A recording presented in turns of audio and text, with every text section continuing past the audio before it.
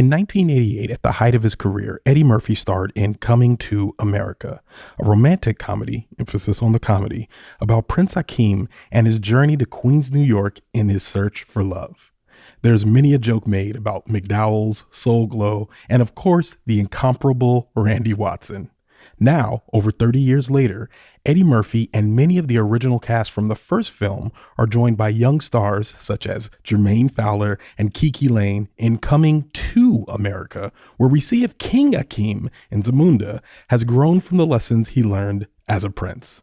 I'm Ronald Young Jr., and I'm on the couch.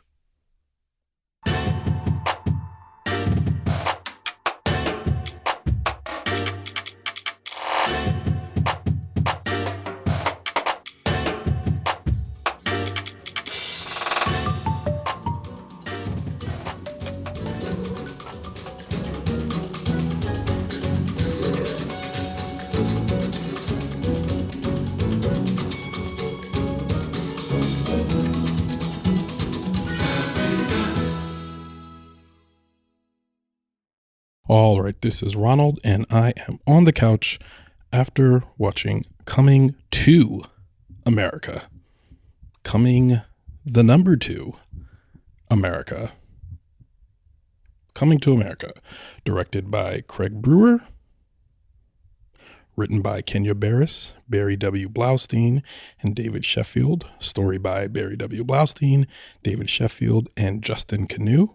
Based on characters created by Eddie Murphy, starring Eddie Murphy, Arsenio Hall, Jermaine Fowler, Leslie Jones, Tracy Morgan, Kiki Layne, Shari Headley, Wesley Snipes, Teyana Taylor, James Earl Jones, John Amos, Louie Anderson, Vanessa Calloway, Nomzamo Mbatha, and many cameos, and the list goes on. Okay, so this is the highly anticipated sequel, Coming to America. It is available on Amazon Prime, which was not the original place it was going to be released in theaters, distributed, I believe, by Paramount Studios, but it ended up being on Amazon Prime because of the pandemic. This was a sequel that was 30 years in the making.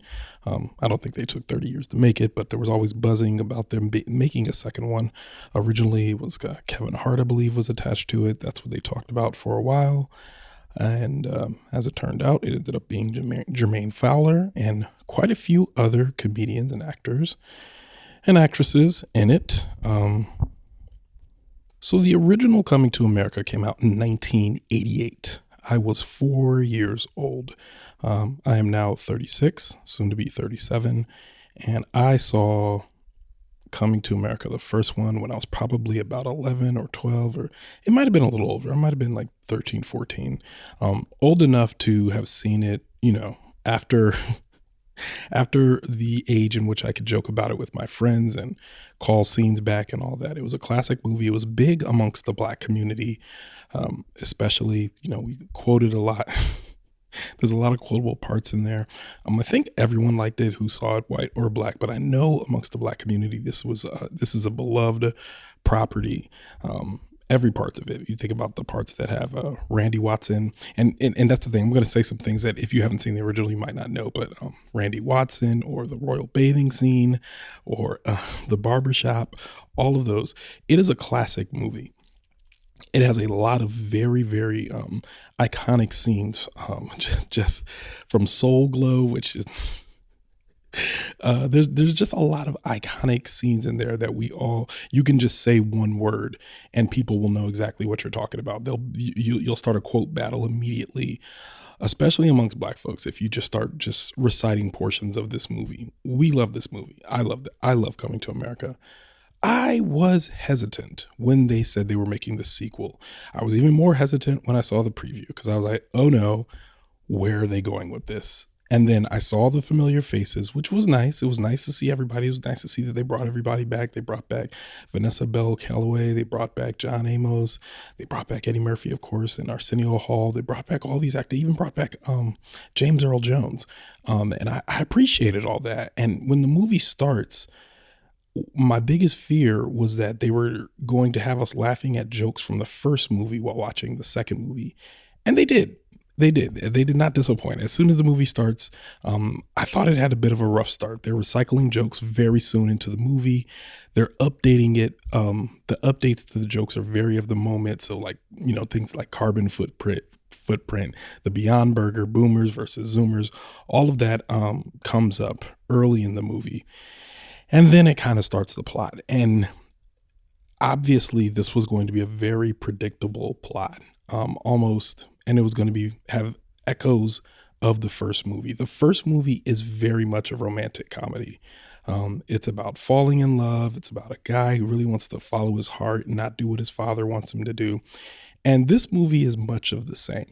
I think the first movie has the advantages of being early in Eddie Movie's career. It has the advantages of people having to go to this theater to see it, of not having to deal with streaming or memes or all of the other things that kind of make seeing a movie right now difficult for people, or make people sitting down to pay attention to a movie very difficult, unless you're a Marvel movie. But back then, this was a comedy that did very, very well, and it lasted. It kind of endured throughout the years. Like, we still quote this movie. I believe this is a movie. This is one of those movies that is required watching in terms of us passing it down in the lexicon to children. And what, you haven't seen Coming to America? Oh, you got to see Coming to America. That's a classic. And I don't know if this movie Coming to America will have the same lasting legacy as its predecessor. And I don't know if it can in today's age. And they did a lot. They pumped this movie full of cameos. I mean, Dikembe Mutombo shows up in this movie, which is what? And I won't go through all of them, but In Vogue, Salt and Pepper, Gladys Knight, all of these people show up in this movie, cameos, singing, dancing, just showing up for one line and it's entertaining. Wesley Snipes is a villain in this movie, playing a very funny general. And the movie, it has too much weight from all the cameos, all the acting, all the different people in it, and all the different storylines. And of course, the main storyline is supposed to be centered upon a love story, as well as Prince Akeem kind of, has he lost his way? Oh no, I thought I came here to change things. There's a lot of very predictable things that happen in this movie, and it made it so that, like, within the first 30 to 40 minutes, I was just like, all right, come on, just get to the point. Just get to the point. And I didn't like that feeling, because I'm sitting here watching and I felt like I wasn't really enjoying it because I was just waiting for them to get to the point. I think, and so that's the first, beginnings. That's how it felt. I'm like, all right, get to it. What are we having? What's the actual conflict here? We're going to meet the son. What's going on? And again, and just briefly, the plot of the movie is that Eddie Murphy, who is now the king of Zamunda, is finding his illegitimate son in Queens and trying to get him to be his heir in Zamunda, because he has no men's sons in Zamunda. He and his wife, the queen, only had daughters, which, I mean, already you're starting at a deficit with a kind of a misogynistic, patriarchal society plot point, which, I mean, it's fine, I guess. And so, the heart of the story is, again, finding love, finding your way, doing things your way versus the way of your father, so on and so forth. And it's very predictable in that regard. So it's a familiar story. If you want to see something that's nostalgic and familiar, I think it does a good job of that. Now, if you really liked the original movie, this movie, I think, both does a service and a disservice to the original movie. It does a service in that, there are jokes. It does remind you that the original exists. But in a lot of ways, it kind of just made me want to go watch the original, rather than see like everyone like do impressions of themselves from 1988. It's 2021. So that was a long time ago. So to watch people do like, play basically a shadow of themselves from years and ages ago, I didn't feel so good about that. And some of the brightest parts of this movie for me were when it split from the original, when I kind of forgot that I was watching, a sequel, and I kind of was just enjoying what was in front of me. There's a lot of fun things going on. There's a lot of there's a great costume design. There's great dance scenes, sequences. There's even a couple fight sequences that are entertaining to watch. It's like a brilliantly shot movie. I mean, not brilliantly shot, but there's a lot of colors and it looks pretty. I think in a lot of ways it kind of looked like it was filmed like most of the streaming movies are filmed today. And you'll know what I mean when I watch it, where you're kind of watching and you're like, this seems like it should be a grand scene, but it kind of looks like they're on a set. Are they on location? Like, what's going on here? And I'm not sure if this was filmed, any parts of this were filmed during the pandemic, but yeah, there was enough of it that gave me pause to say, I don't know. It's in terms of how it looked, it's good enough. Some of the jokes, I don't think they're that good. The African royalty versus poverty stereotypes felt out of place in 2021 and a little mean-spirited. And of course, there's, a common rivalry, if you will, between Black folks and African folks, whether it comes to being in Africa or being in America and how they relate to one another. And that's a real divide that exists today. And I think this movie attempts to poke fun at it. But in 1988, I think it was different from 2021, the ways in which they poke fun at it. And here there's a few jokes where I felt like, I don't know about that. That just seems kind of mean-spirited. And there was some stuff that was, that just I laughed out loud at. But there were other things where I'm like, I don't know if that joke was necessary in 2021. Jermaine Fowler is the up-and-coming bright star of this movie, and I think he does comedy very well, but I really wasn't impressed by his dramatic turns or his earnestness that is supposed to be displayed in this movie. I think it was it just felt a little bit contrived, and it felt like it was more difficult for him to do those portions than it was for him to be funny or to crack jokes or to be like a foil to Eddie Murphy, or to be like a kind of being the guy cracking jokes at how old Eddie Murphy is, or how this is not how we do it no more, old man. Like, those parts were always better. That being said, in this movie, there are some perfect castings. Leslie Jones and Tracy Morgan are perfectly cast. Leslie Jones plays Jermaine Fowler's mother. I'm forgetting the character name, but he plays his mother. And Tracy Morgan plays his uncle. And they're just, I mean, the minute that Tracy Jones comes on screen, I'm like, that is 100% a Black uncle. He is 100% a stereotypical Black uncle. He embodies it perfectly. It was great to watch. And Leslie Jones, just the way she's transitioning from, her life in Queens to looking around Zamunda and seeing everything that's coming to her interaction with that world is very, very entertaining to watch. And just watching them just kind of go back and forth with the Zamundans versus the people of Queens, that was entertaining to watch. They bring back the barbers from the first movie, and at first I was like, I don't know how good this is going to be, but they actually wrote some very good jokes in the first barbershop scene, which I enjoyed, that were that were updated a bit for them. You could tell they were towing the line with a few of them, but they were clearly trying to show these barbers living in an ever-changing world around them. There's a gentrification joke that is also kind of funny, but of course there's a lot of callbacks to the first movie, which if you haven't seen, and that's the thing, I'm sitting here thinking, I'm like, I think you would enjoy this movie more if you've seen the first one, but I also think that there's probably an argument for people who have never seen the first movie to watch this movie and just feel like pretty entertained.